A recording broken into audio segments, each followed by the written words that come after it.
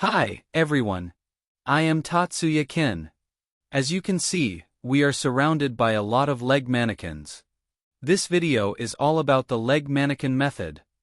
At first glance, you might wonder what leg mannequins have to do with pancreatic surgery, research, or islet isolation, but it's actually a simple and practical concept.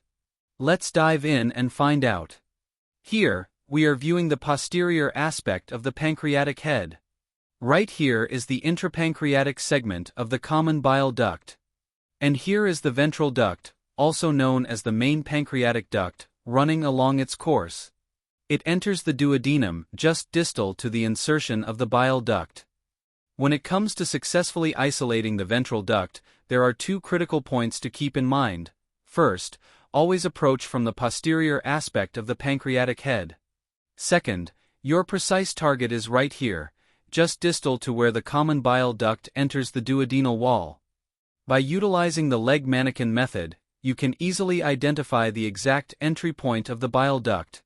This in turn allows you to safely and efficiently isolate the ventral duct. Let's take a look at our first example. I begin by identifying the bile duct. Then, I insert one jaw of the forceps into the bile duct.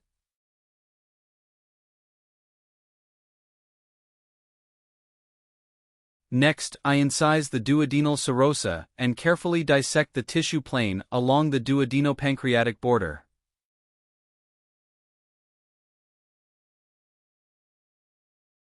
Once the ventral duct is exposed, I pass a fine hemostat beneath it and loop it with a 3/0 silk suture.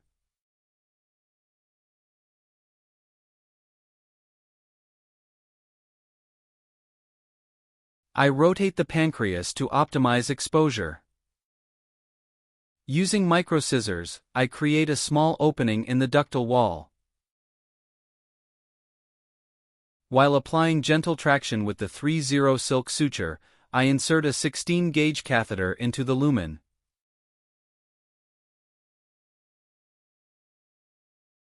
Finally, I secure the catheter with an 3/0 silk suture.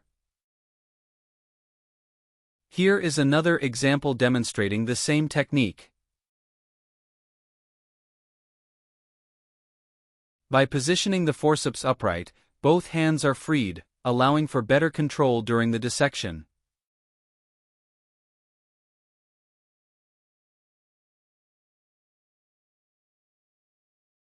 One crucial detail to be careful of during this step: avoid inserting the forceps jaw too deeply.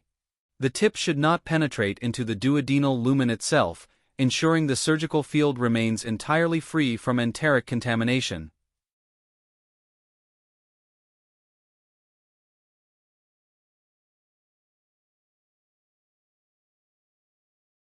Now the ventral duct is isolated.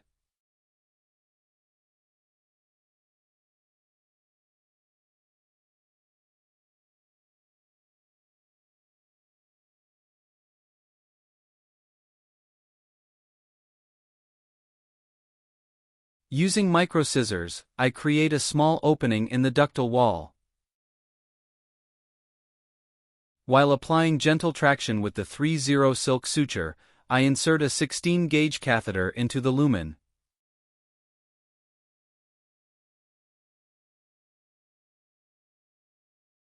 The bile duct is typically ligated using a silk suture during the pancreas procurement. Another thing you have to remember when you insert a catheter into the ventral duct is that the ventral duct is closed in 3% of cases. This finding was published in journal Digestive Diseases and Sciences in 2021. Here, you see the ventral duct.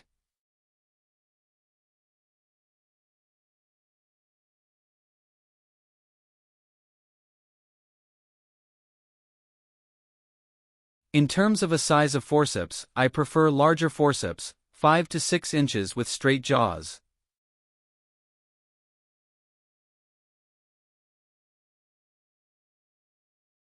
The leg mannequin method is useful not only for islet isolation, but also for other pancreatic surgeries. Even when fasting completely without food or water, the human pancreas still secretes about 300 milliliters of pancreatic juice into the duodenum daily. Therefore, when setting up an ex-vivo normothermic pancreas perfusion system, establishing a reliable drainage route for this continuous secretion is vital. While you could insert a larger drainage tube directly into the duodenal lumen, as shown in these images, using the leg mannequin method to cannulate the ventral duct directly is far more efficient. It allows you to cleanly collect pure pancreatic juice throughout your perfusion study. Thank you for watching.